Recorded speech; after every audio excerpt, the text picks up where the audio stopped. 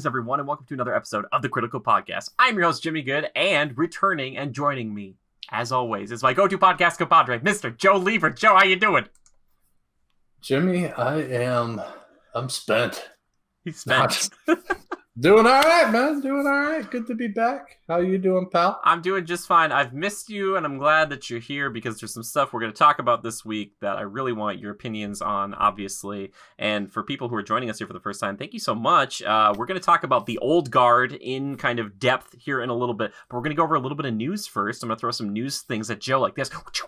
Like that, super fast lightning news. Latest news incoming across my desk. Joe is much whiter on camera than he thinks he is in real life. Well, you looking at my face, and I'm like, man, I'm kind of pale. You look fine. Just lighting. Bad lighting. Bad lighting. I spent all day in the sun.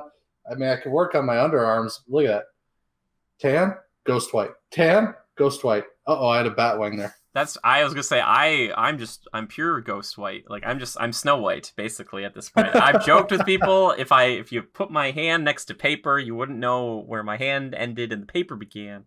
But anyway, so we're talking about some news, Disney news, Microsoft news, some stuff that I really want to hear your thoughts on, Joe. But I want to dive right into something that I didn't talk about last week. I wanted to have your opinion on because we're kind of really settling into this, and I asked the Legionnaires about it. But Mulan is a movie I've been waiting for a long time. I'm excited about it. I like the animated movie. I did a commentary on it recently. The live action one was set to come out, back in March, I think, and then it was going to come out in July, and then it just got kind of postponed indefinitely. But now Disney Plus is releasing it on that streaming service, but the caveat is it's going to cost $30 to rent it, but it will be on your Disney Plus subscription forever, as long as you subscribe to it. Joe, I just wanted to get your feelings on this. Mulan, would you pay this much for this movie? And if not, what movie would you even consider paying that for at a home theater situation? And this new one is live action, right? That's correct. Yeah, I'd consider it. I think it's probably worthwhile, especially... I don't know. Would I have went to see it in theaters? Yeah, probably not. It's not really a movie that's in my wheelhouse per se. Sure. It looks good. I'd have to see a trailer again to consider.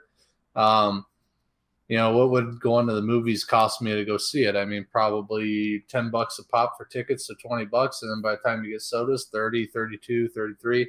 So, I mean, if you were gonna go see it at a theater, I think the experience is more worthwhile. I feel like that $30 was kind of more, even though I don't get to keep the movie to watch over and over, I think the experience is worth that investment, if you know what I mean. Yeah.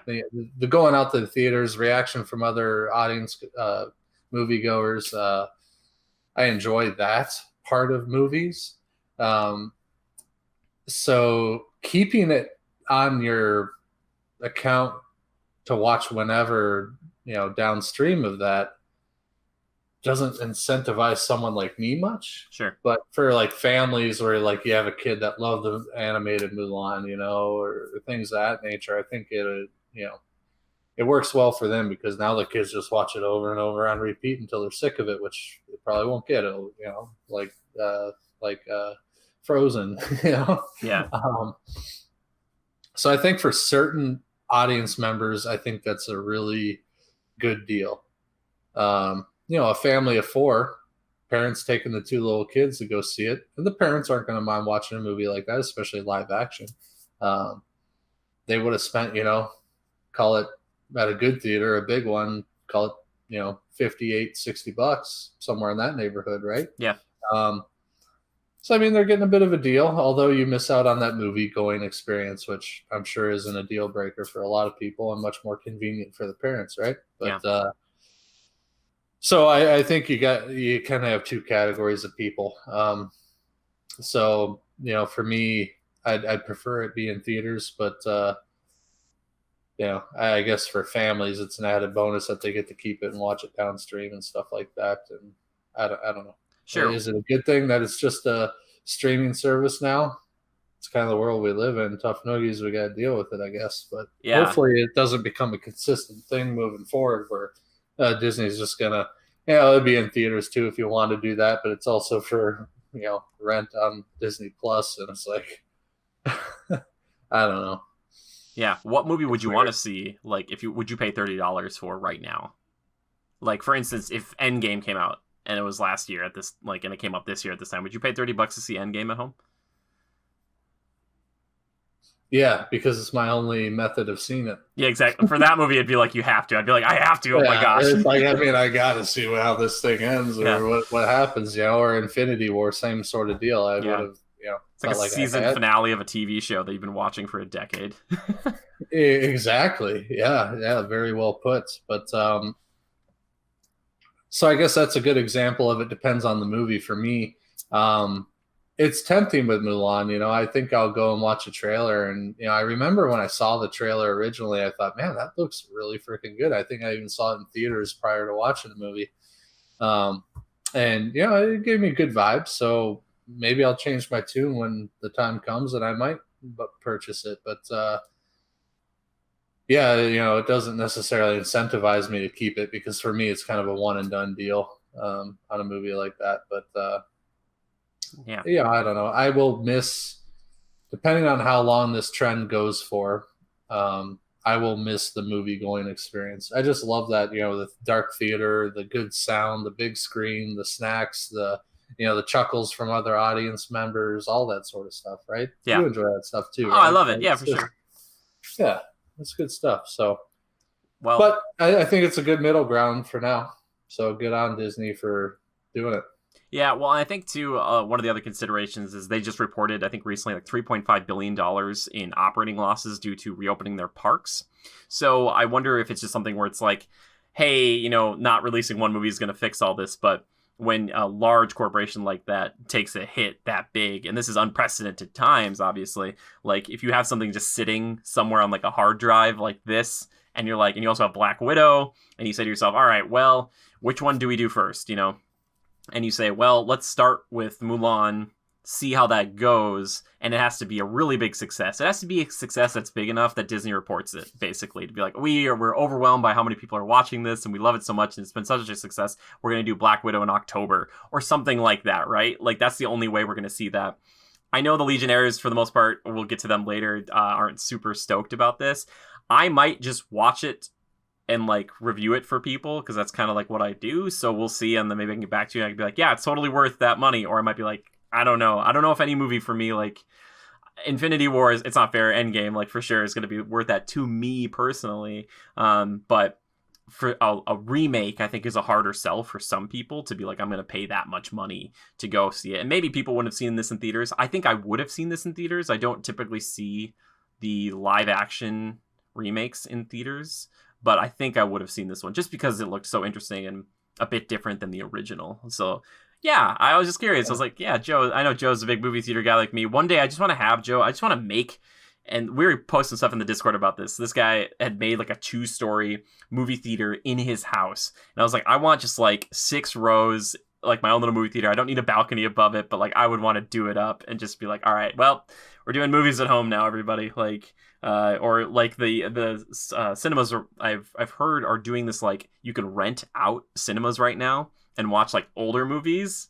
And I was like, oh, it'd be so cool to watch like Raiders of the Lost Ark or Lord of the Rings or something like that on a big screen again. Like for me, that's kind of like where those movies shine. So I just get nervous if these movies do well enough on this kind of streaming platform, because something I feel like will be lost in like the grandiose nature of it if we just get them all like on our TVs, because not everybody's TV is my small little 32-inch, but even your massive TV is not going to be like the ones in the theaters with the subwoofers and the really good sound and all that stuff. Like it's just not going to be the same. So yeah, I hope we'll see. I want it to do well, but I don't. You know what I mean? I'm torn. I'm like, but yeah.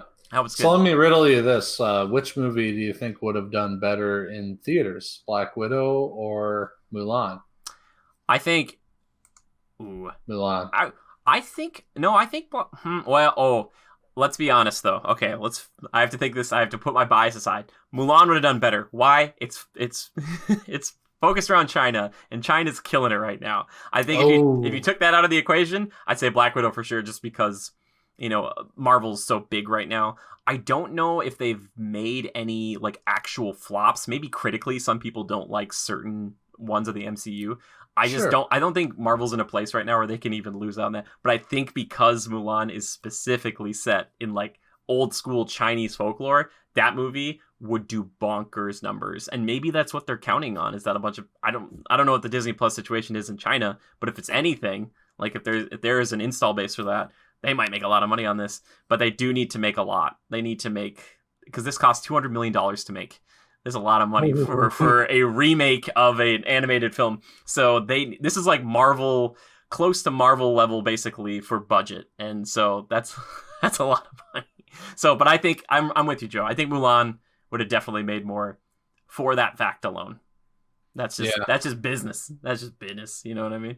Yeah, I think it would have done fairly well. I mean, obviously they're willing to invest, 200 mil into making it. Yeah.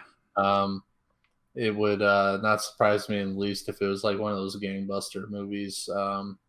Just because, I think your audience is maybe even slightly wider. I mean, yeah, there's a good amount of people that aren't, chomping at the bit to go see a Marvel movie, and especially a Marvel movie that isn't as mainstream as an Avengers, group film. So, yeah, I don't know. So that's where I'm going with this is, why would they choose to release what they would supposedly think is going to be the more successful film on their streaming service? I think it's a testing ground, and maybe I don't know if it has to do with anything of the whole, like, well, it was going to come out in March and we can't release it before Black Widow, which would have come out in May. I don't think that plays into it anymore. I think this is really to test and see if they're bigger, if the bigger of the two, and I could be completely off on this, if the bigger of these two films does well enough, if they're like, all right, we'll do Black Widow next, and then you start looking at all these movies and they're like, well, we'll just release them on Disney Plus, or they start doing limited releases where when the theaters open back up, you do like 2 weeks or something, or 3 weeks, and then you cut it off, and then you're like, yep, well, it's on theaters anymore, it's on Disney Plus now, and you got to pay $30 to watch it. Like, that would force people to go see the movie in the movie theater and pay more, not necessarily to Disney. I don't know, it's weird. It's just like crazy times. Like, it's really shaken up like the theater stuff, because the theaters have had problems ever since the streaming services started kicking in, and you have like the big tentpole movies that keep it together. But I don't know, man, it's weird. I don't know. What do you think? Do you think you'd rather release Mulan over Black Widow, or would you rather release Black Widow as opposed to Mulan? I honestly, they've ran some numbers and they have some sort of confidence in, the bigger film, or what they would consider to likely be a slightly more successful or bigger moneymaker. They have some sort of confidence somehow, some way, that releasing it on the streaming service is going to be a good thing. Yeah. There's got to be some sort of backup there. I don't know what it is. I don't know. It's just interesting. I honestly, if I were in those shoes, I would probably, for the streaming, well, the confidence that the bigger movie is going to do well on the streaming service, at the end of the day, that's going to reap more rewards or make them more money, because there's no overhead charge or profit percentage for the theater. Yeah. Yeah. So I would think it might be the better deal for them. But I don't know, it's odd. I'd love to know the details of that and how that decision was made. But there's a few things working against it too, and like we didn't talk about, like, because I was just looking at this, they have over 50 million subscribers is what they say. And if you start crunching the numbers, you have to, obviously there's a certain amount you want to overtake, because like the budget of this film, 200 plus the marketing they probably were doing. I don't know if it was actually 200 to match it. But if you're going to do it online, this thing might get, I think this might be the one and done, just because I think a lot of people, have been saying this too. I think this thing is going to get pirated. I'm not saying I'm going to pirate it. I'm not saying Joe's going to pirate it. I'm not saying anybody we know is going to do that.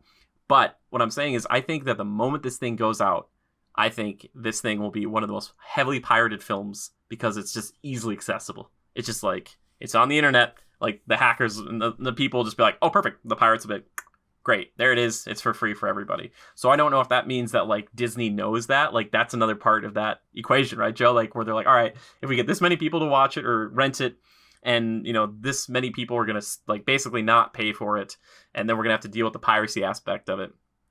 I don't know. I think it's a consideration. So I'm sure there's crazy equations out there that figure that out. Oh, what is this? 750 million. That's if they get 50% of their subscribers to rent or buy it. And obviously that would be really good. That'd be very good. I don't know if their strike rate's going to be 50% though. You know what I mean? Yeah, you don't think know. they'll get 50%? Maybe. If they do, this is the thing though. I think really, if it is a success, we will hear about it from Disney. Disney will come out and they will be like, yep. And that's the nice thing for them. If this thing fails, they can quietly show us that by not releasing Black Widow, right? They'll just be like, it's not going to happen. But if it does, they'll be the first people to come out and be like, we just want to tell you guys that we basically, like, 750 million, that would be great. That would be really good.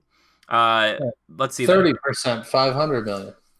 Yeah, so that would be, again, that would be a lot. But that's how many, what's 30% of 50 million? Isn't that like 16 point something million? Okay. 16 and some change. And again, that's not out of the realm of possibility. I'm not saying it isn't, but I wonder. Right? Yeah. I wonder. I'm curious. I want to know how this does. And I feel bad that it has to be Mulan that takes this one, because like I would get it with Black Widow a little more just because that's a very popular franchise, but maybe they weren't as confident with that one, and they're like, well, we don't want to do this first one and have it not be as successful, so this model doesn't work. So I'm not sure, man. I think I might check it out, but we'll see. But I understand that people are frustrated and they don't want to pay $30. Yeah, because I think about Black Widow, and yeah, compelling and all, but it's not as, it's like I didn't even bother to go see Thor Ragnarok out in theaters. Yeah. I remember watching that with you and Haley, and just like you guys, I think you guys were laughing at a lot of it, which is supposed to be, but like you guys were also kind of scoffing at some aspects. That movie shows better in theaters. I'll give it that much. That one was because of some of the, yeah. But anyway, yeah, it's not like you're gonna be able to catch every Marvel movie in theaters. I think I have though. Have I? Maybe I have. I'm that guy. They got me. I mean, I got when they put that Wolverine movie out, man. I'll just be. They got me. Anyway, I'm just curious. So Joe, it sounds like you're not going to pick it up. I might, and then I'll let people know. I wish we lived closer, Joe. And I'd be like, I'll open the window and just peek your head in and be like, oh, this is great. But yeah, so please let us know, too, if you're watching this or listening to this, like what you guys think about it. Like I said, I'll read off some of the other Legionnaires' comments about it later on in community feedback and questions. Questions. Time to move on to some, I call it the good news, sad news. So we got some good news, sad news from Microsoft. Depending on how you look at things, some people think it's a horrible disaster. I think I try to be optimistic about it, but we'll see how it goes. So, let's start with the good news. Microsoft has said that they will be launching Xbox Series X or S or whatever else they're going to use in November. They did not give a specific date for that. They just said it's coming in November. Damn! So, it's coming in November. Here's the sad news, though. Unfortunately, Halo Infinite is going to be delayed into 2021. How do you feel about that, Joe? I'm all right. He doesn't care. Okay, so the thing that's a big, like, the scary thing for them, right, is that, like, this was going to be the amazing... a big incentive booster. Yeah, exactly. And as some other people have pointed out very intelligently, I'm going to give my credit where credit's due to Missile Mage here. He says that, really, he thinks the killer app isn't Halo, it's Games Pass.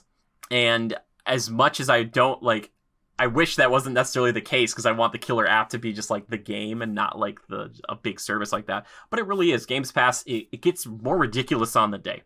But Halo Infinite getting pushed back. Obviously, this game has been something that 343 Industries has been working on for a long time, and they showed it off recently to mixed results. Some people really enjoyed the look of it. Some people said it looked not very polished or finished.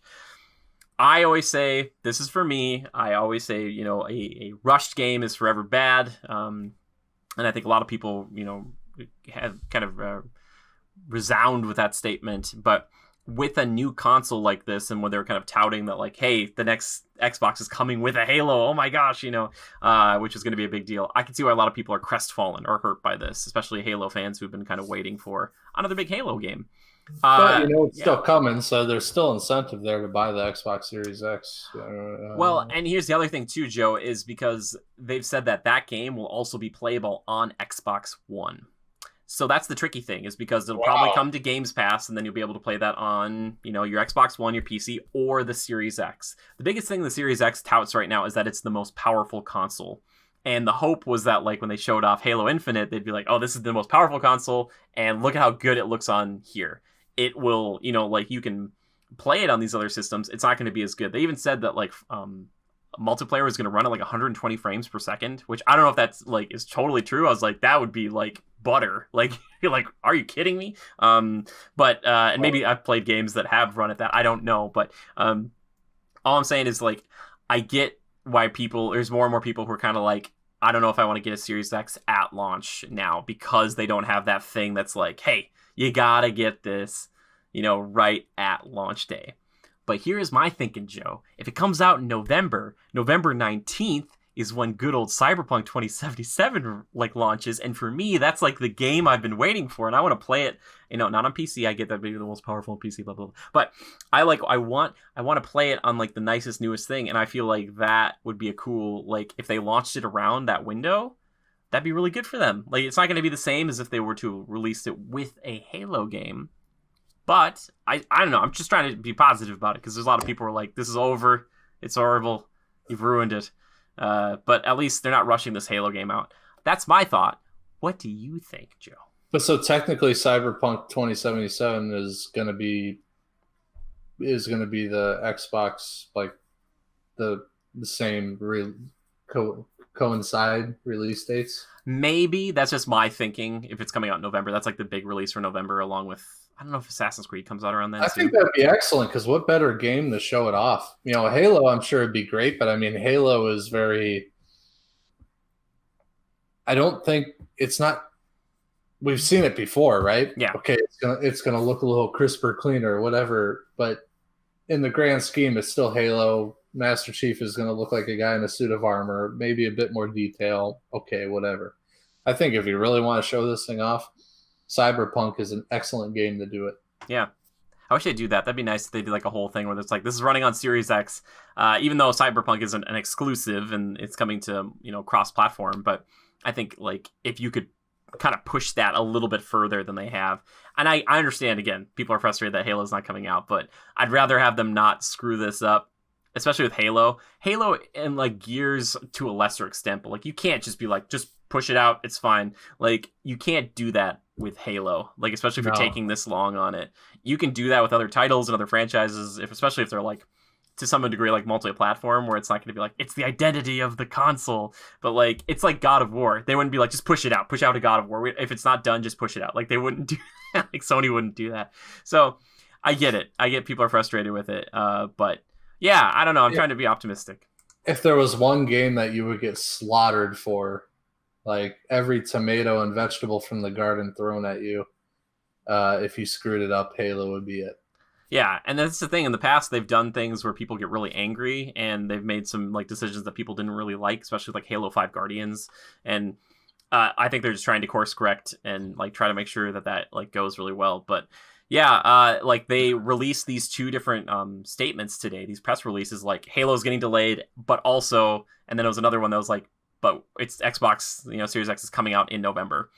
I really think that's going to try to coincide with some of these other big cross-platform releases, and that way it's like, well, you could play this game anywhere, but it will be the best looking on console through Series X. Like, if you want to look Cyberpunk 2077, Assassin's Creed, and up-resing Gears 5 and some other games, like, it's just, they're going to look the best on here. So, well, yeah. There's a lot of people like me, though, and maybe yourself. Well, I know you. Yeah, you know me. Yeah, okay, our buddy Drew, he's got the One X. If you had a One X, you could probably sneak on by for as long as you want until you really thought you needed to upgrade. But for guys that have had a Xbox One since 2013, oh my God, think about that. Yeah, I love my It's chunky Xbox. 7 years of hard use, and for Yeah. you even more so. Yeah. But my Xbox, I mean, maybe even in more recent years, it's on daily. Yeah. Period. For probably a good 5-6 hours at most, and on the weekends probably longer. This sucker it's still ticking and licking. I mean, it is doing its job, but you know, it does get slow at certain points, certain apps, like Netflix. My Netflix takes like 5 minutes to pull open. Yeah, I don't know. Mine does too. Sometimes I'm like, what's happening? Maybe that's semi-normal, but anywho, and it's starting to make a squealing noise every once in a while. That's good. That's a good thing. And I'm really nervous it's just going to kaput. But so I am really looking for, I thought the release is going to be more around the turn of the year. And the fact that if it's bumped up to November, that is excellent for me because I really need to get that upgrade in because 7 years is maybe a couple of years too long for this poor thing. Yeah. Yeah, they usually try, like, their holiday. I always say this, like, the holiday they call it with usually is, like, September to, like, November, weirdly. And I think they like to get that stuff out, like, right before Christmas or Thanksgiving. So they're like, all right, it's out, but also here's, like, the bundly dealy thingy. And I think during this time, if they can still manufacture these things during all the kind of crazy shutdowns, they're hoping to get this stuff out because they want to sell stuff. But the thing for Xbox or Microsoft is they just want to sell subscriptions to Games Pass right now. Like, if they're not going to be... People aren't buying these games if they're just like, oh, I could just buy Games Pass and then just have it. And then you forget that you have it. And then you just have Games Pass and you don't even realize it. And then you just have it for years and years and years. And you get Microsoft more money that way than you buying maybe 1 or 2, maybe 3 games a year. Like if you're just kind of like, oh, I forgot that I had that. How long have I had it? Like 5 years? Oh, I guess I did. There must be a lot of people that get invested into that more so than I think. I think I had it for a month at one point just to try out one game. I think that's where it comes in handy big time is if you want to try something out but not commit to it and pay full price. So I mean there's some convenience in that and savings, but overall when it comes to games for the most part, I know what I'm going after. Yeah. I know my lane for the most part, and every once in a while, through influence from my friends, such as yourself, I'll diverge, Yeah. Games I never thought I'd get into, like Monster Hunter or even Overwatch to a certain degree. I mean, I'll kind of zigzag and bob and weave through the lanes, call it a 3-lane highway, But for the most part, I think there is quite a large group of people that kind of stay in their lane, whether they're like a FPS type of person or RPG type of person, that sort of thing. So I wonder how truly successful that Games Pass is for Microsoft. It must be because they keep sending stuff and putting their brand new things on it, where it's like maybe that's the kind of the idea of like if you keep putting these things on there. It's kind of like Disney Plus, where if Mulan aside, you put a new movie on there like once a month or whatever it is, like a brand new type of movie, and you're like, oh yeah, I've got that, cool, I can just play that or just watch that. And then with Games Pass, it's like, oh yeah, Gears 5 came out, I'll play it a couple times, and I feel like I'm getting my money's worth from Games Pass continuing to go on. So there must be so much money in it. There must be, because they would not. I don't think they keep doing it if it didn't pull in some big numbers. Like they've doubled down. Or maybe it wasn't doing well enough out of the gate, so now that they try and incentivize and push it more and more because it's not doing as well as they thought it did. Maybe that's the other side of the coin that people aren't thinking about. I don't know. Maybe, I guess, if that were the case, then I would think like they would probably just pull the plug on and be like, well, sorry, Halo Infinite's not coming to Games Pass. You have to buy it. It'd be like less likely, less likely. But still, that's a good point. It could be that. Who knows? All these numbers, Disney and Microsoft, just release your numbers. We just want to see them. It's totally fine. They aren't trade secrets or anything. They just have like little equations and fractions. Like, this is how we calculate it. Like, oh, that makes sense. Anyway, I want to know what people think. I know there's we have legionnaires on both sides of this kind of console war of like the Sony fans and like the Microsoft fans and whatever else. I'm just curious if there's anyone else who's crazy like Joe and myself who's just like, I'm getting a Series X because my Xbox is CTD, circle in the drain, or it's just like, we're just gonna upgrade to the newest and nicest thing. And I often don't do that with a console generation. I don't usually think about that, but Xbox has treated me so well, like for 7 years, and I really like it, and I like the exclusives that come with it. I also love the exclusives that come on Sony. The nice thing about those exclusives is they're typically more single player, so if I wait long enough, I don't have to pay for as much. So I can just wait a little bit and be like, I'll get to it when I get to it. Because if I don't think Mike or Sony would do something like this, where they put like The Last of Us Part 2 on some sort of subscription-based service, because that would kind of like take away from the sheen. And as I say that, I'm sure they just put it on a subscription service of some type, because the world's out to get me sometimes. But anyway, I want to know what you guys think. I want to write into the show on that. But now we're going to move into the next segment, kind of like the full meat of the show here, because Joe finally had a chance to sit down and watch The Old Guard. I watched it a few weeks ago. I've refreshed my memory since, so don't worry about it. Unlike some of the people in The Old Guard. Am I right, Joe? You see what I did there? I did it. I'm so clever. Here's what we're gonna do. We'll do spoiler free, and then when it goes into spoilers, I'll flip the old spoiler switch. I don't know if I'll put the graphic in and the noise. Sometimes I do, sometimes I don't. But for people who haven't watched it yet, you can stick with us, and then there'll be timestamps down below, so you can skip up to time killers and all the other stuff. Anyway, Joe, The Old Guard. Like, what brief spoiler free plot synopsis? If you had to dumb it down into 2 or 3 sentences, what would you say?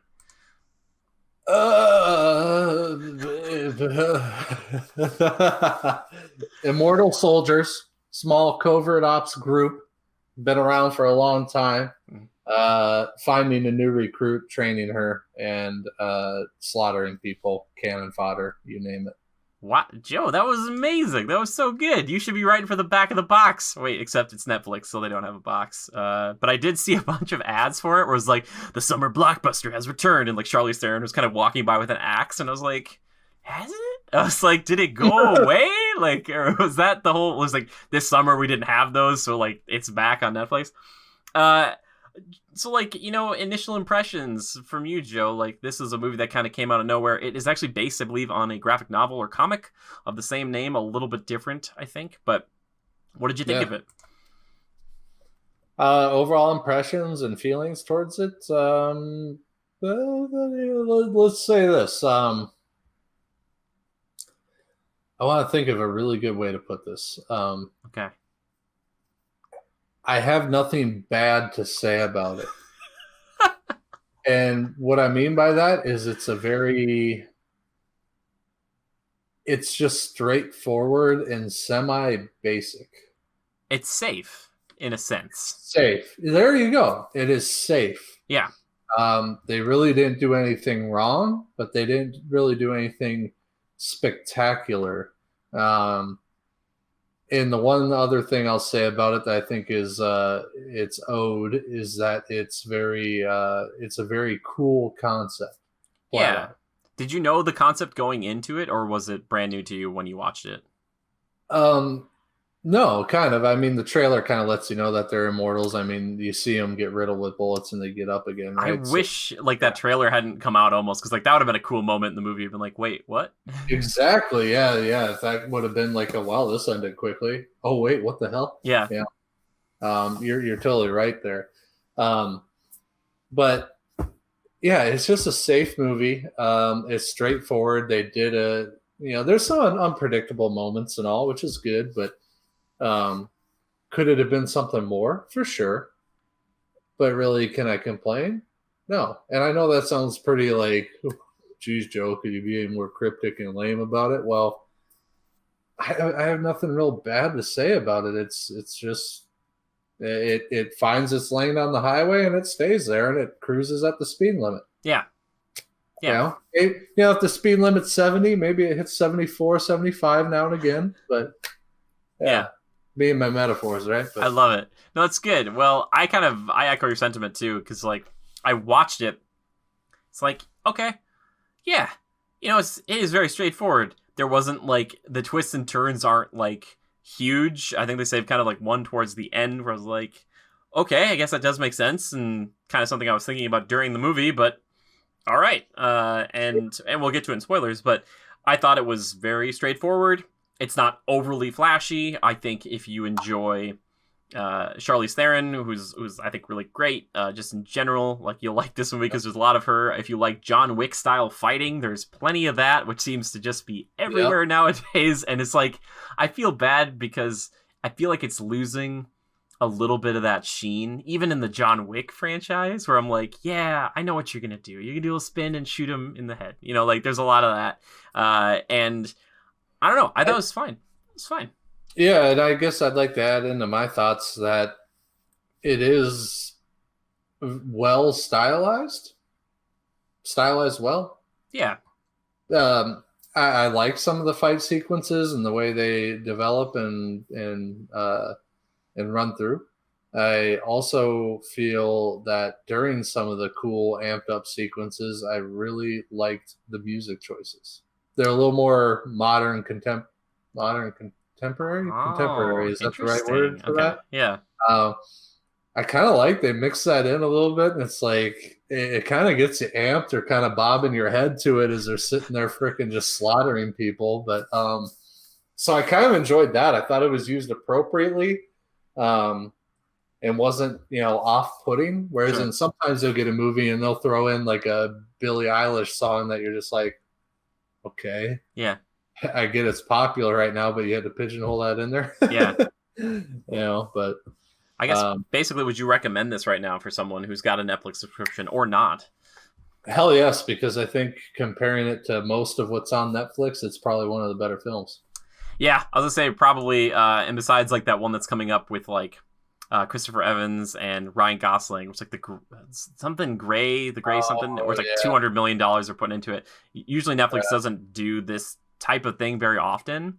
So yeah, I'd recommend if you've got Netflix, sure. If you don't, and you want like a decent, straightforward action movie that's not like really like, oh look at it, or you don't have to have like a long like lore list of information. Like you wouldn't just walk into Infinity War, and be like, I understand all of it. This movie is very like, here's the basic plot, and we could even summarize it in like 30 seconds, like what Joe just did. He summarized it perfectly. Like you can't do that with like the Marvel stuff. So this is like an action movie that's just like, we know we're an action movie. Here's the action, and here's like kind of the lore behind it. So yeah, pretty straightforward. And I know you want to talk more, so I'm gonna flip the old spoiler switch here just so I can just. I hope I put the graphic in. There, it's on. I think this movie gets interesting towards the very end, more so because you get Charlize Theron, who like isn't immortal anymore. Because up until that point, I just was like, Yeah, you dove right into the biggest spoiler pot of all of them. I did. I thought you would ease into that one, but Nope, okay. nope. I flipped the spoiler switch, Joe, and I got sparks in my eyes. Watch people be like, I didn't have enough time to switch. It's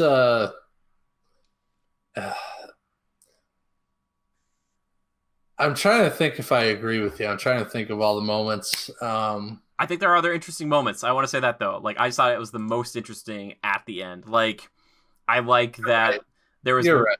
I like the moment between when the two guys get captured and that one guy's telling like the other army dudes or the other covert op guys. He's like, you don't understand. This guy isn't just like my boyfriend. He's more than my everything. You can't even comprehend what that is. And like, cause that makes you think of like, oh, like human relationships don't last like thousands or hundreds of years, like 1,000 years or whatever. So it's like, what will that relationship be like? I was like, oh, that's an interesting concept.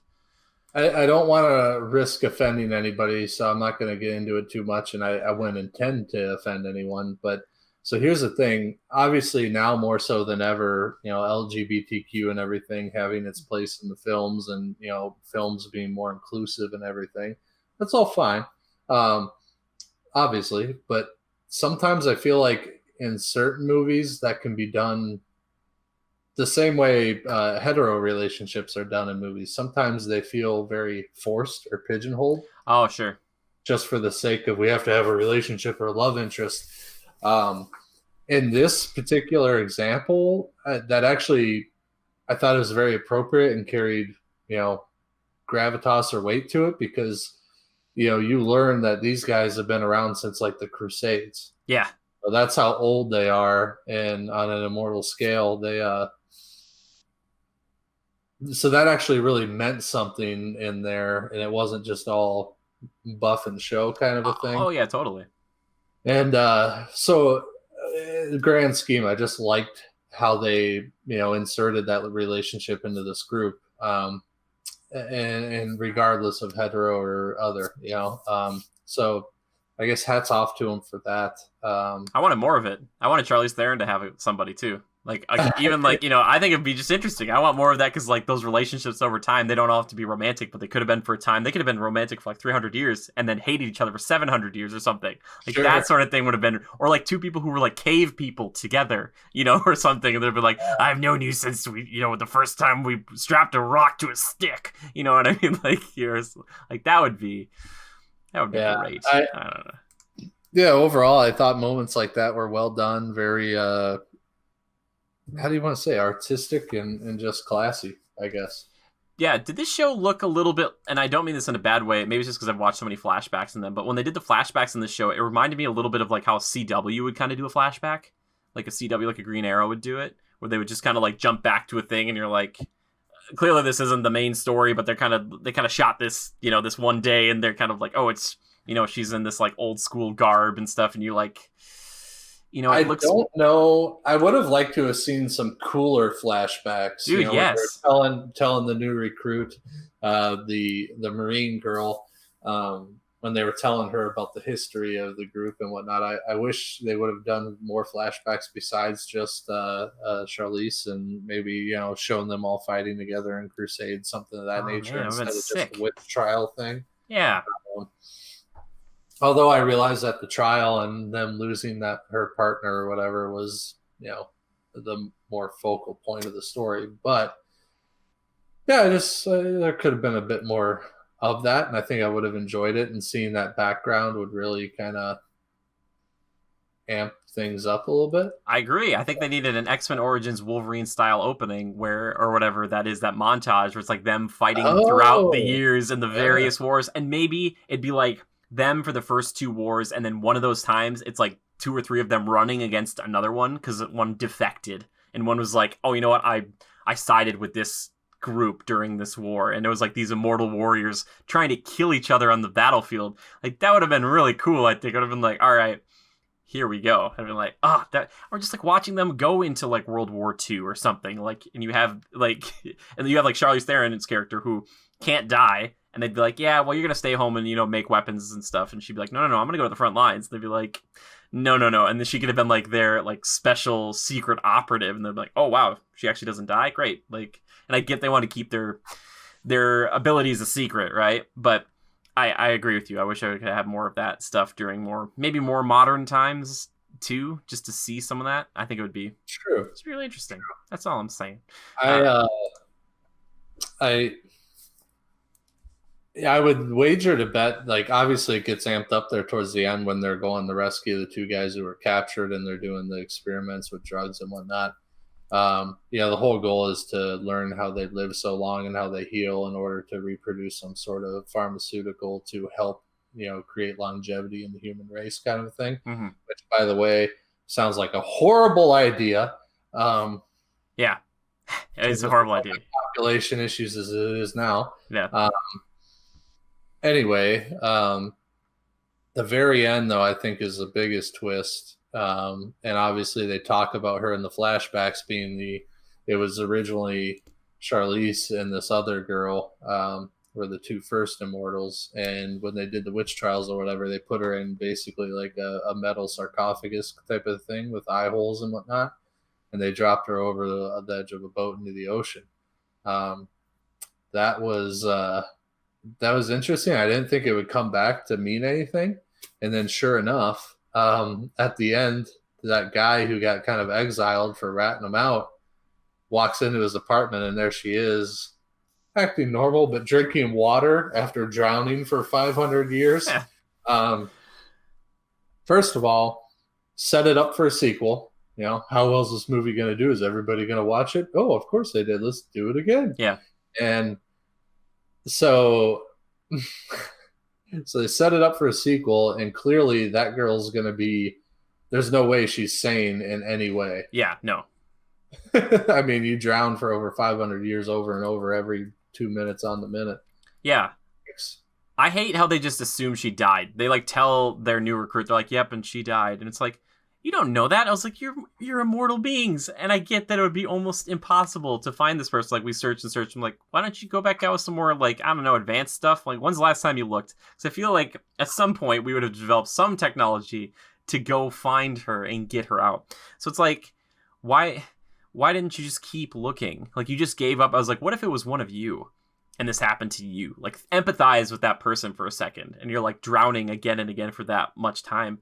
It's like you just gave up. Like that ship probably didn't go that far, you know. Like you could have figured that out to some degree. I don't know. Maybe it's a small plot hole for me. Yeah. So it's like, what? How did she get out of there? Like I don't know. Similar situation to watching the show Dracula that they came out with, that miniseries, which by the way I don't recommend, was kind of horrible. I heard the first 2 episodes are good.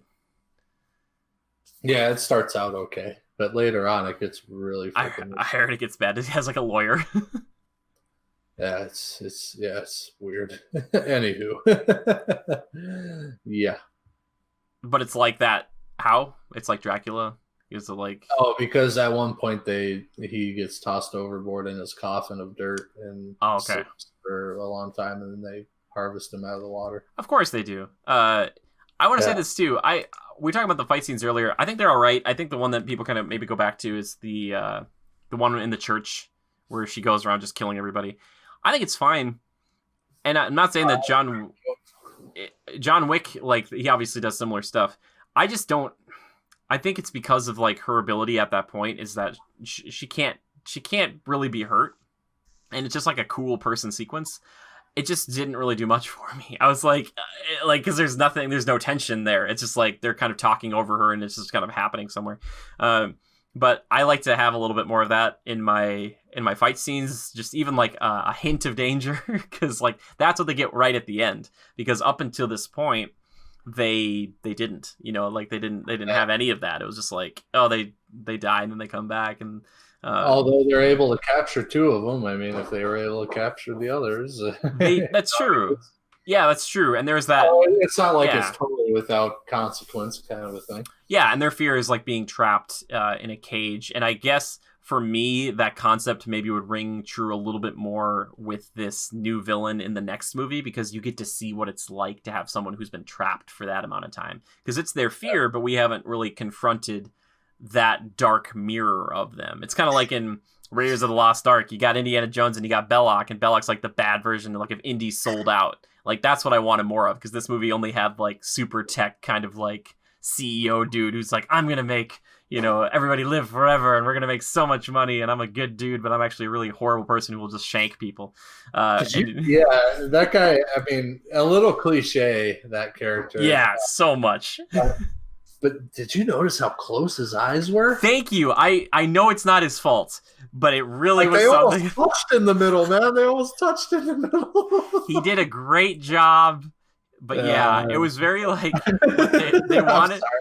This is what they wanted, like Lex Luthor to be in the new like DC stuff. Like, was this guy he's wearing the jacket and he got like the little sneakers on, and I was like, but this kind of zany looking. But like, he's not the guy. When he stabbed one of the protagonists, that like one of the people who can't die, he's like, I just want to make sure this like my product works, and he started just like shanking the dude a bunch. I was like, this seems so out of character, like for you to like be like stabbing someone in public. Like I was like, what, really? Okay. Also, and this is a gripe I have, and it's just the thing that all movies have, it's like CGI blood. I know it's hard to do, but like it just looks so weird sometimes in this one, and it's a small nitpick, but like I like the blood to look a little better. That's all I'm trying to say. If you're gonna do like cool person moments, like in her slow motion fight scene in the church is when it got me. Did it go slow motion? Oh, maybe a hair. I noticed like in all the injuries they had and stuff, I will say like the healing and stuff like that. Like the one guy gets a freaking nuke tube to the chest. Yeah, that looks good. Healing back. They did a good job with a lot of that stuff. That looks great. Or even when they get riddled with bullets and then they come back off the floor and kill all those people. Yeah. That was one of my favorite sequences, by the way. But yeah, it's a good moment.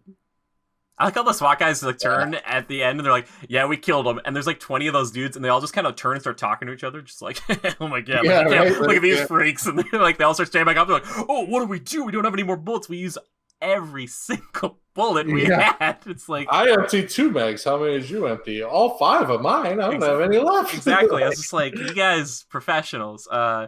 And that reminds me that Chiwetel Ejiofor is in this movie, and he's kind of like there but not, and he's been like following the history of these people and like all the good deeds they've done kind of by proxy over time, but he also like wants to capture them and learn about them because his wife died. Right? I think that was a good character with good motives, to be honest. And then when things started to go south, he started to feel a little bit of remorse. You know, he wasn't necessarily a bad person or a bad guy. He kind of had good intentions for humanity, but didn't really think of the repercussions to that group. Yeah. And comes full circle. He ends up seeing the light and ends up kind of teaming up with them for the sequel. They gotta force him to. They're like, you're gonna work for us now, dude. And he's like, I guess I am. Which that brings me back to some of the other. I like the cast overall, but I really do enjoy the new perspective we get with their newest recruit.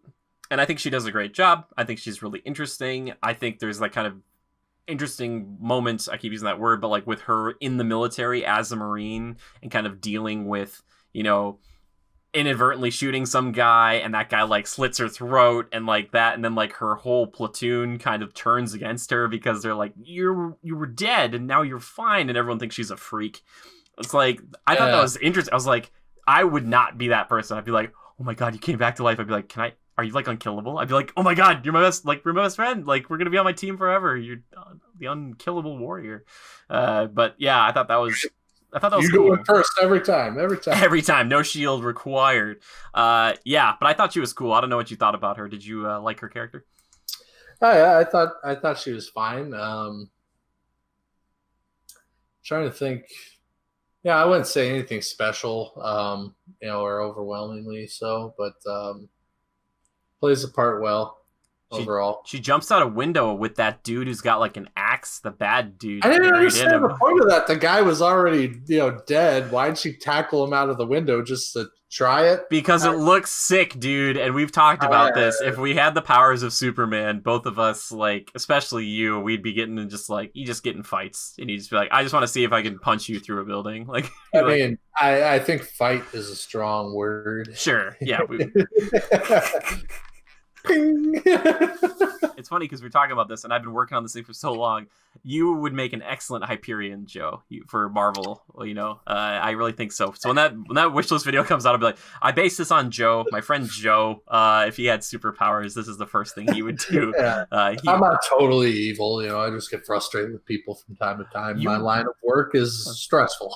You'd make an example out of people like Hyperion does. He's like, hey, if you commit crime ever again, I'm gonna rip you in half. And like everybody's like, all right, no more crime, because Hyperion will just show up and like destroy us all. Like, I've got a section of fence that needs mending. Exactly. People wouldn't know. People would not understand what that meant, but they'd be terrified. Especially if you went up and you did that and slapped your hands together and it made little shockwaves. And people were like, oh my god. I got a section of fence that needs mending. People be like, here, let me show you a picture of my fence thus far. It's just one wooden stake with barbed wire around it. You'd be like, I'm sorry. I talk a big sorry, game. That's the wrong photo. I'm sorry. But yeah, overall, I would recommend this movie. I thought it was pretty solid. I don't think it didn't like blow me away, but for Netflix, it was a higher quality than I've come to expect for some of the movies they do on there. I haven't seen all of their movies and their feature films, but as far as action goes, I was like, this is pretty good. Yeah, I think they're stepping up a little bit. I mean, before it was a lot of the, like the cheap comedies or the, things of that nature that are a little easier to do, maybe less of a budget too. Now they're starting to get into these things that require a lot of CG and very stylistic and more action packed with a pretty decent cast. I mean, I'm sure none of that comes cheap. So, so good on them. And now's the time to do it, right? I mean, they have the pedestal or the market right now between them and Disney Plus and when the movie theaters are down, take advantage, I guess. Dude, and like I respect like the fact that they probably had this plan for so long, but they came out at a perfect time. Like, you probably had to know that at some point they were looking at this movie and they're like, man, this movie's gonna come out and there's like like Tenet and Mulan and some of these other summer movies are going to be out, and it's just going to be on Netflix. Like, are we going to do well? And then like all these theaters shut down. It's like the perfect moment for this movie to be like, look at me, like like hi, how's it going? So like anything Netflix puts out in the next couple of months, I think has the potential to gain a lot more traction than it normally would. So good on them. Good on you, the old guard. I'd watch a sequel. Would you watch a sequel, Joe? Maybe that's how we should rate these things. We recommend it, and if we'd watch a sequel. I think I would. I think it lends itself to a decent sequel, and I think it'd be worthwhile. Yeah, definitely. I think so too.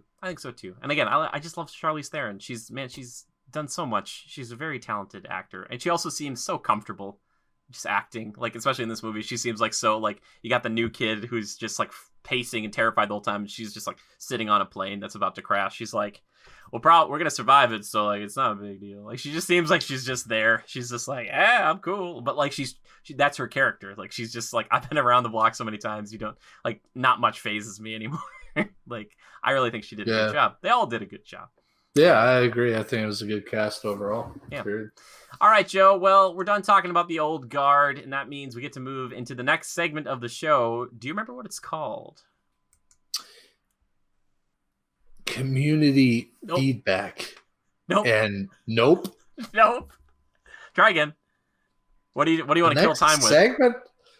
Oh, I always thought it was. Okay, yeah, I forget that comes after. That's okay. It's that segment of the show that you like to call, I like to call, we all like to call Time Killers. That's right. It's time for Time Killers. It's the movies we've been watching, the games we've been playing, the TV shows we've been viewing. So besides the old guard, Joe, what you been killing time with?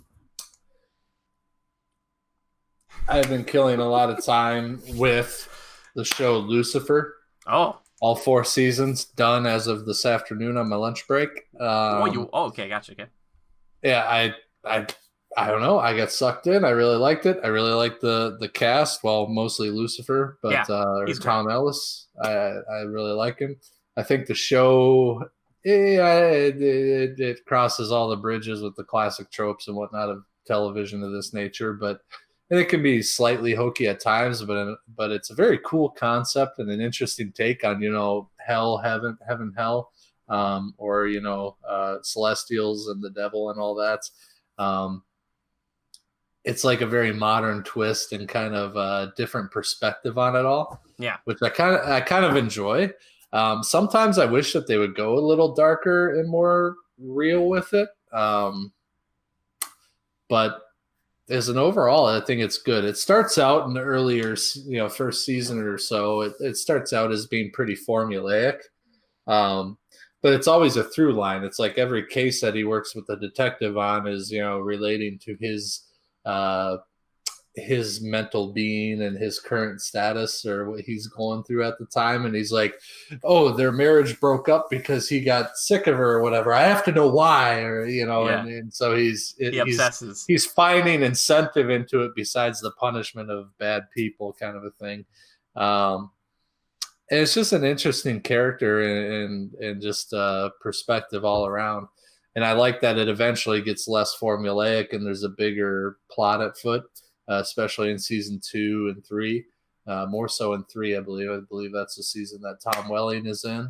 And spoiler alert, he plays the role of Cain from the Bible, the first murderer or whatever. Cursed to roam the earth forever, and he's immortal. Okay. So it's kind of interesting. I like that season in particular, but. Yeah, it's just a cool concept, and I think it has legs, and I'm glad Netflix picked it up. I know season 5 is coming out here in 10 days, actually, thank God, because I need it. He needs it so badly. Yeah, but and I don't know. It sounds like that's the last season they're going to do, unless something, unless it has a lot of traction. I don't know. I know it's got a decent following. I think there's a reason Netflix picked it up anyway. So yeah. Yeah, so that's what I've been killing a lot of time with. Obviously, Modern Warfare Season 5 came out, a couple weeks ago or whatever, so I've been big into that, having a lot of fun as usual. And then Monster Hunter with you, pal. Yeah. We got back into that again, and I know I've been kind of coming back periodically to that game, but became such a rabbit hole, and it's so complex. It's like, oh, I need a little bit of this, or oh, I still haven't fought that, or I need to get that to make this, and oh, I still got to get all this to level that up, and oh, I still haven't beat that guy. Alterion is on my list, and I haven't even had time to fight Safi Jiva, and it's like, Yep. so yeah, yeah, but more to come on that. It's just fun and glad to be back into it. But that's really it for me. I guess, Jimmy, what has been on your time killing list? Oh, not much, except for the fact that obviously we have been playing Monster Hunter World Iceborne, which has been great. I've even been playing by myself with some randos, so thanks, randos. You guys are pretty good most of the time. Except in the Guiding Lands, which is kind of, it's like, we're just kind of running around having some fun. But I watched and finished these two movies that are on complete different ends of the spectrum. I watched Guns Akimbo, starring Daniel Radcliffe, playing as a young man who gets these pistols basically drilled to his hands and forced into this underground kind of like deathmatch style game where he has to kill someone else or they kill him before like a certain timer runs out. And it's like this weird like underground internet hacker group that makes him do it. Very, very mature and whatnot. It's, you know what I love though is like Danny Radcliffe doesn't have to make these movies. He doesn't have to make any more movies, right? I don't think. But he does. And I give him kudos for that. He's not just like, yeah, I'm Harry Potter. He's like, no, I'm making other stuff. And I really give him kudos. Like, you know, he doesn't have to, but he does. He loves it. So, a pretty fun movie. Pretty crazy. There's one fight scene early on that the editing, it's so crazy. And there's lots of speed ups and slowdowns. It's jarring, but thankfully that's only once. But yeah, it was pretty good. I enjoyed it. And then I finally watched Pan, which was like this movie that came out a few years ago. It was a flop, unfortunately. It had Hugh Jackman as Blackbeard, and the pirates are singing Nirvana songs. And it takes place during World War II. So don't ask me how that works. Weirdly, though, if they would have leaned into that concept more, I think they would have had something, because it's like some of those weird movies that like take more modern music and put it into this like the actual story. They could have done something, but they sing like that song and like Blitzkrieg Bop in like a different way, and they sound kind of cool. But I was like, what is going? But they don't really work with what's happening on screen, so it was very strange. Also, Captain Hook they made into a cowboy, which maybe is more like accurate or something to like the mythos or something. I don't know if that's true, but it really rubbed me the wrong way. And then was this Disney? No, this wasn't Disney. So then they made Tiger Lily, a white lady who is kind of falls in love with Captain Hook, which like maybe the Disney version's way off, but like as a kid, as any child in the world who knows Peter Pan, it's like you took some big creative liberties in a weird way. And I get why. So they originally, Joe, I looked into this. I think it cost them 150 or 125 to make, and it made like 150 overall or something like that. Like it was something bad. And it came out around the same time. It got delayed from the summer of like 2018 or something like that into like the fall. And then there's like Hotel Transylvania 2 came out, and there was like another movie that came out too that like were destroying it, I guess. But apparently critics also destroyed it before it even came out. Like they were just saying it's just like a jumbled mess. There's some cool stuff, some cool sets, some cool ideas, and Hugh Jackman's in it, so like that's pretty good. But Hugh Jackman, and the kid who plays Peter is really wonderful too. I was like, he's perfectly cast. And I think the guy who plays Hook, he does his best with it. I just don't know why they made him a cowboy. It's so strange to me. And they keep hinting, Joe, that he's going to lose his hand to the crocodile. And that's all I wanted to see, Joe. I wanted to see how Peter, who is his friend in this movie, is going to cut off his hand and throw it to a crocodile. That never happens. They do have a large crocodile in one sequence, though, that is actually genuinely pretty scary. And I was like, I would freak out if I saw that thing. Also, I'm not sure on this, but the mermaids all have the same face of the young woman who played Enchantress in Suicide Squad. I could be off on that. She doesn't speak. It was very jarring. I was like, what is happening? I was like watching. I forget her name. I could be, that might not be the same person, but it looked like the same person. And also all the ships float. Inexplicably. Yeah. I don't know. It's a weird movie. It's on Hulu, so if you want to check it out, maybe you should. It's weird. It's PG, but they swear quite a bit, and there's like a lot of like violence, so it might not be something you'd want to like guide your children parentally towards. But just something to keep in mind. Also, I started watching The Kaminsky Method on Netflix, starring Michael Douglas as an aging, acting coach. And I feel like he's just always Michael Douglas, but he's just fun to watch, just being one of these things. And what's that called? And what's it on? It's called The Kaminsky Method, and it's on Netflix. And the one weird casting choice that I think is also really fun, the head of the hospital in House, that woman, she plays the daughter of Michael Douglas's old agent. And she's like, and his agent's really old, and therefore, like, she's pretty old, but she still acts like a teenager because she's gotten all this money from her dad over the years, and she's kind of a drug addict and alcoholic and all this stuff. So she acts like a kid, but it's her, and she does a really good job with it. And it's like so shocking to see this person who's like always been like, for me in my mind out of House, being like kind of the prim proper, like I'm in control kind of person, usually just be like this person who's just like all slovenly, like hitting on every dude she could possibly find so she could, make some more money to like, just get married to them and just like live off of them. But anyway, great acting performances. And I think the wife from Last Man Standing, Joe, might be in this, so you might really like her. I don't know because I know you like that show. Oh, yeah. I think she's in it. I think she's like the love interest in this first season. Either way, The Kaminsky Method, I've watched a few episodes. It's pretty good. Kind of sad, though. I don't know, but kind of funny, too. So check it out. There's my stunning recommendation. I was recommended by someone else, someone who's looking into acting, such as myself. I'm trying to watch more of these things, and it works out well. If you like Barry, it's kind of like Barry without the Hitman stuff. Oh, yeah. Kind of. Yeah. Anyway, I think that's pretty much everything for now that I can recall. If I forgot something, I'm sorry, but it's just something that I played. Oh, and Ghost of Tsushima. I love that game so much. Oh my gosh. Okay, sorry. And once that wishlist comes out, I will get Ghost of Tsushima review out because that game is... it's so good. Anyway, all right. Joe, we're moving to the last segment of the show, what I like to call community feedback. And questions. That's right. Oh my gosh, community feedback and questions. My favorite segment. Okay, so today I asked our lovely Legionnaires. Let me bring this up here. I asked our Legionnaires what they thought of Mulan for rental on Disney+. This one comes in from layman's terms. He says, I am out. Too much for a single movie that I'm tied to have Disney+ to own. There you go. Lodia says, I was in, but then I saw the price and realized it's more than twice the price of a cinema ticket and went, no way in hell. The J-Strom says, I think I'd pay $30 to see Black Widow, Wonder Woman 1984, and probably even Tenet.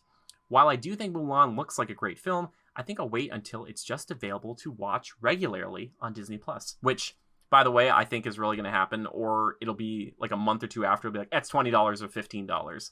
I could see them dropping the price on this pretty quickly, like if they could still get more money from it. This one comes from Missile Mage, who's a huge Mulan fan. He says, I was really excited to watch Mulan, but no, I won't be buying it at that price point, or any film. Oh, okay.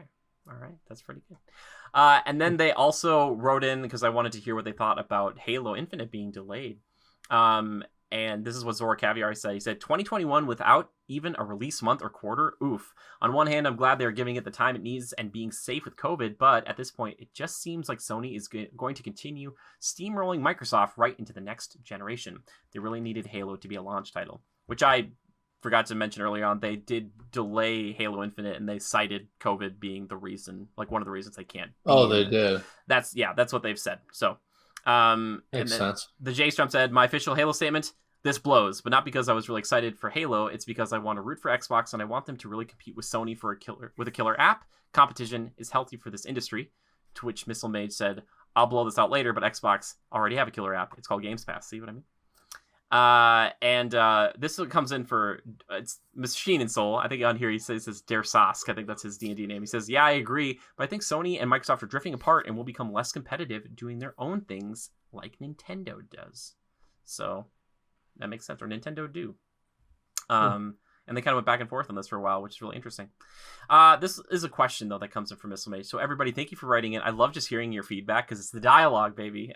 It's not just Joe and I just spewing our thoughts into the void here, He says this. A lot is said about console wars and what console wins a generation or whatever, but I want to know your opinion on whether a console war even exists anymore, because I think all the three of the major console companies have completely different strategies and are selling their audience on completely different things. Sony, for instance, is still the classic, here is why you should buy our top of the range console. They're focused on what makes their console unique, along with exclusives that are not available anywhere else, including the bullshit kind. I'm looking at you, Avengers, the Spider-Man stuff, and a controller that is specific to their platform. Xbox is trying to sell us a platform, Games Pass. More than anything, the Xbox Series X is more of a vehicle for them to get more Game Pass subscribers than actually trying to outsell the competition console-wise. They've been closing the gap between their console and other platforms for a while now, and with Game Pass Plus, Project xCloud, not to mention their range of customizable controllers that appeal as much to the PC market as they do Xbox specifically. Halo being delayed from launch isn't ideal, and they will likely sell less consoles because of it, but if the game is better for it, they will sell more subscriptions to Game Pass in the long run. And he says, finally, Nintendo hasn't been in the state-of-the-art console game for a while now. They're likely to be funky, and they know they're good at it. They sell a 12-watt portable toaster with Animal Crossing that sells 23 million copies. Nintendo. Or Nintendo. I think where we're going to end up is a very healthy market for video games. 3 different companies all competing in some ways, but going about it completely differently. Gives us so much choice in where and how we want to play. And surely that can only be a good thing. That's how I see it anyway.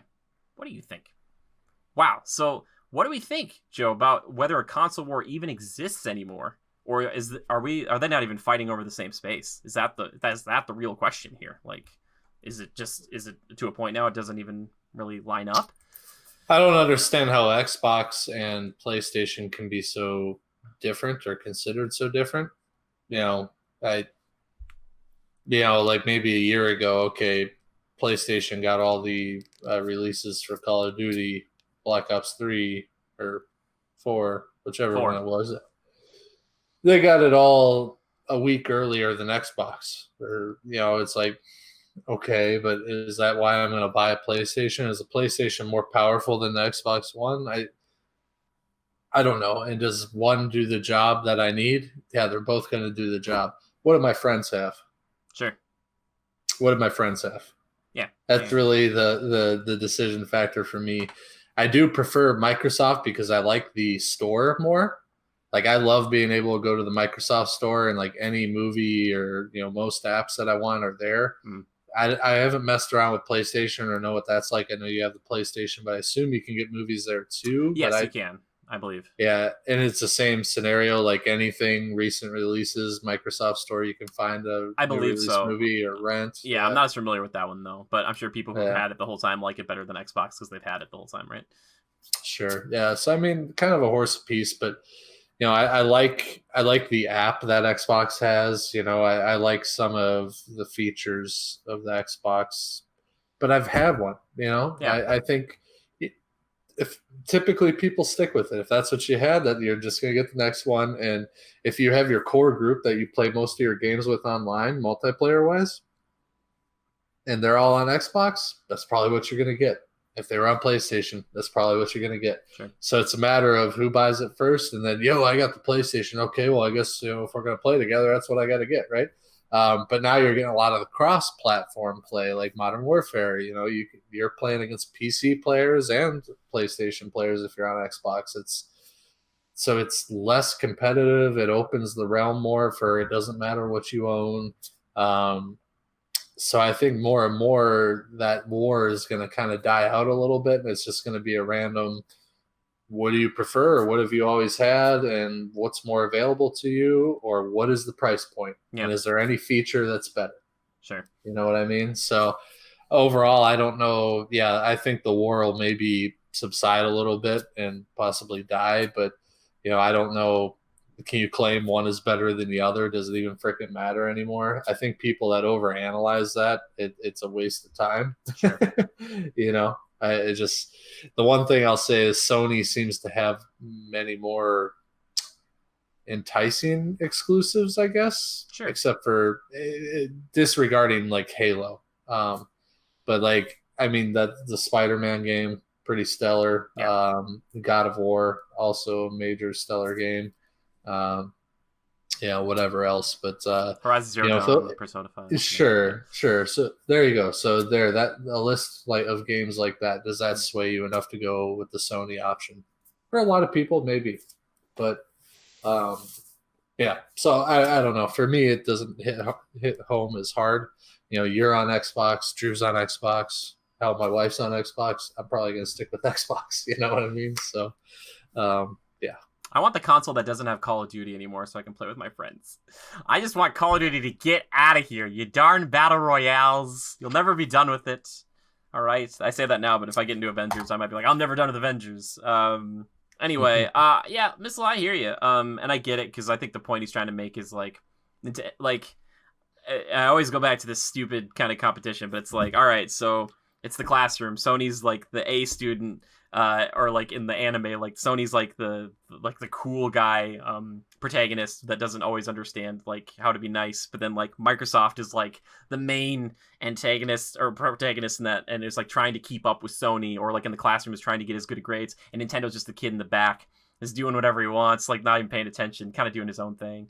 And I think some of that stuff will change a little bit, but I still hope there will be kind of a fight to keep these, like, to be like, yeah, if you want to play, Assassin's Creed at the best you possibly can, you should play it on, this system or that system, just so it keeps the competition, because I don't want them to get too far apart, because then you get to a point where, like, the fear is that, like, they could charge whatever they wanted, for an exclusive game, because they'd be like, well, cross-platform games are $70, because I think that's all jumping up to, like, that amount next time.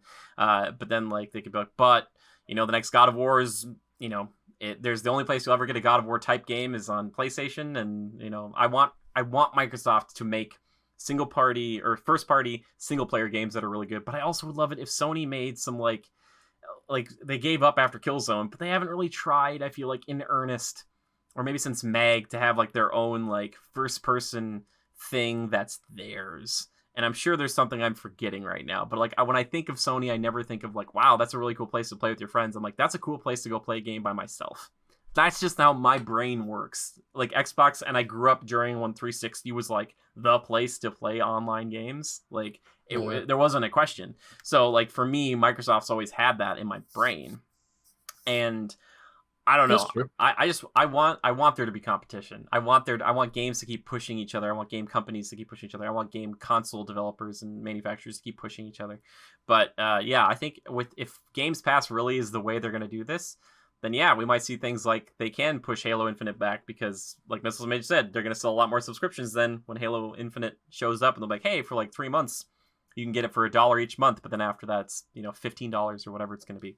So yeah, I think it's just it's business, baby, and we'll see how it goes. But I hope there's always a little bit of competition. So thank you for writing that in. Great question, and great like question with like your actual input in there as well. I love when people send those in. Please send them to us anytime. You can send them to us on our Discord. We have a tab over there. If you guys want a link to that, please let me know. But you can head over the podcast tab over there. But you can also tweet them at us. You can tweet at our official account with the hashtag Critical Podcast. You can tweet at GoCritical, and that's capital G-O, capital C-R-I-T-I-C-A-L. There we go. On Twitter, or I'm at JimmyGood013. But if you want to tweet at Mr. Lever, where can they find you? You can find me at Lever_627. That's Lever, just like Beaver, only with an L. Very good. Wow, I haven't said that in a while, so it was hard to get it all out. I was like worried that you felt remorse about it. You're like, it's Beaver, it's Lever. But yeah, anyway, we're also on twitch.tv/critical reviews. I'm streaming over there a few times a week. Katie's even on there, for people who know her. My twin sister has been in our Disney Duo videos. Check that out. And then that's usually like weekdays, like usually like 1 p.m. Central Standard Time, Monday, Wednesday, Friday. Up to change though, all right? Just check the Twitter. And then also we are on Instagram as well. So go check out Critical Reviews, or at Go Critical on there as well. So check us out. I'm trying to be better about that. Trying to get my story game up, Joe. I'm putting little votes in there. I'm doing like little GIFs and images and things. I'm really trying to up the game. I want people to have a place to check stuff out. I'm trying to put some breaking news on there because it seems better than a tweet. We also have Spreadshirt. We just made a brand new design thanks to Haley, Joe's wife, the Vibe Vampire one. Just go over to Spreadshirt. It's critical reviews over there. Go check us out. And if you could share us around, honestly, that'd be great. But we also have a Patreon. If you want to support us there, probably going to see all the names of the lovely people who support us at the $5 and up level. And if you do that, you get the podcast early. Usually a day or sometimes 2 days early because I have to leave for the weekend. And I'm like, I put it up early. So I go up on like a Friday or something. But yeah, honestly, the best thing you can do for us is just share us around. That'd be huge. Or if you are listening to us now, because we're on Spotify and iTunes and Google Play maybe, please let me know if you can hear this, because it says there might be one person listening to this. I don't know. It's like estimated viewer or listeners is 1, and it's like 60 plays. And I'm like, is that possible? Like, is someone really going through? We don't have everything on there. And I've been trying to go back and put old videos or old podcasts on there, but I need to know if everybody really wants that, because there's like 200 plus, and I put on like 30 of them, and it takes forever. So I just want to make sure if I put them on there, and it won't let me do them in order, Joe. I put them on there, and now it's like I added like the last 30, and then I put like 194, and it put it like at the top. And I was like, can we move that so it's not like, it's like 194 and then 229 or something? And I'm like, oh no, like please, this is gonna look so weird. Like people are gonna be like going through, and they'll be like, why is they talking about Black Widow trailer?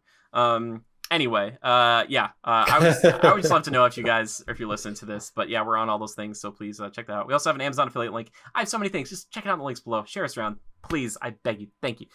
Joe, it was great to have you back, man. Appreciate it, man. I hope you had a good time. I did, man. Okay, good to good. be back. Excellent. Good to be back. Excellent. Well, thank you. Here we go. Thank you, everybody. And on that note, until next time, just remember to adapt and overcome. Bye-bye.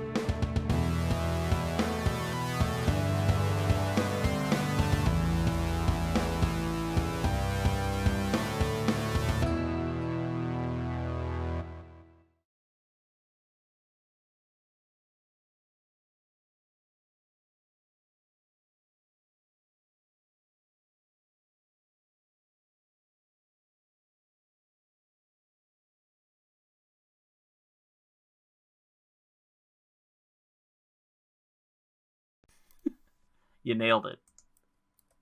Nailed. Perfect. Boom.